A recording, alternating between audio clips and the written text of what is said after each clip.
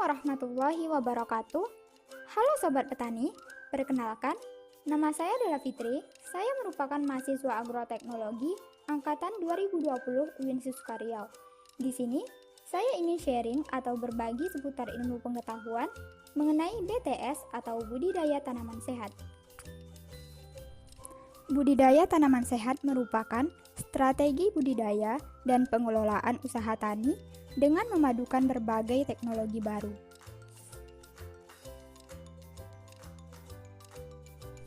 Di Indonesia, kondisi beberapa tanah saat ini minim unsur hara dan adanya residu dari penggunaan bahan-bahan kimia dan terakumulasi di tanah.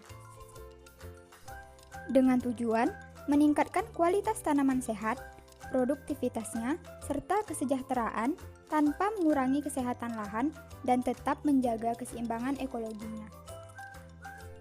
Untuk menerapkan budidaya tanaman sehat ini, ada beberapa komponen yang harus kita lakukan. Yang pertama, yaitu perbaikan kesuburan tanah, di mana kita dapat menggunakan bahan pembenah atau tanaman-tanaman pembenah seperti tanaman kacang tanah, di mana tanaman kacang tanah ini memiliki bintil akar yang dapat mengikat unsur nitrogen. Dan karena adanya bakteri rhizobium yang berkaitan dengan akar tanaman kacang-kacangan ini, maka dapat membantu pengikatan nitrogen bebas sehingga tanah menjadi subur. Yang kedua, yaitu pengolahan lahan yang tepat. Untuk pengolahan lahan, kita harus menyesuaikan dengan kondisi yang dibutuhkan oleh tanaman. Karena tidak semua tanaman yang kondisi lahannya sama, seperti lebar dan tinggi bedengannya, kondisi pengairannya dan jarak tanamnya. Yang ketiga, yaitu penggunaan varietas unggul atau benih yang bersertifikat. Tujuan dari penggunaan varietas unggul yang bersertifikat dikarenakan sudah terjamin kebersihan benihnya atau mutu fisiknya. Selain itu, memiliki umur yang genjah, tahan terhadap hama dan penyakit, serta dapat menjamin keberhasilan usaha tani bila didukung dengan komponen budidaya tanaman sehat lainnya. Yang keempat yaitu penanaman tanaman refugia. Tanaman refugia merupakan habitat bagi serangga musuh alami yang berperan sebagai predator untuk mengendalikan hama sekitar tanaman budidaya. Adapun contoh dari tanaman refugia adalah bunga jengger ayam, bunga matahari, bunga kenikir, serta bunga-bunga yang berwarna mencolok lainnya.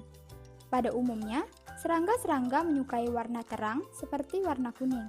Sehingga, dengan adanya penanaman refugia, maka dapat menarik serangga-serangga atau hama datang ke tanaman refugia tersebut dan kemudian mati dimakan oleh serangga predator.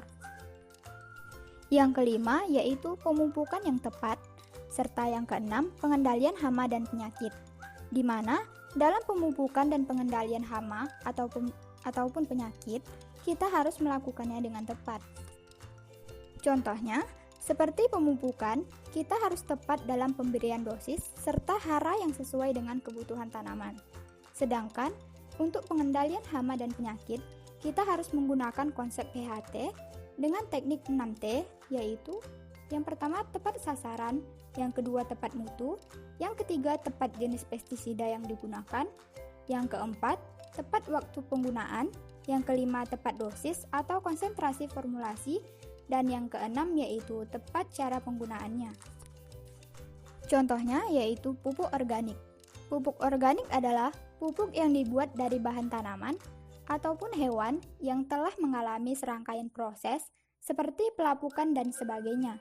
Sedangkan untuk pestisida, kita dapat menggunakan pestisida nabati, yang mana pestisida nabati ini adalah pestisida yang bahan aktifnya berasal dari tanaman.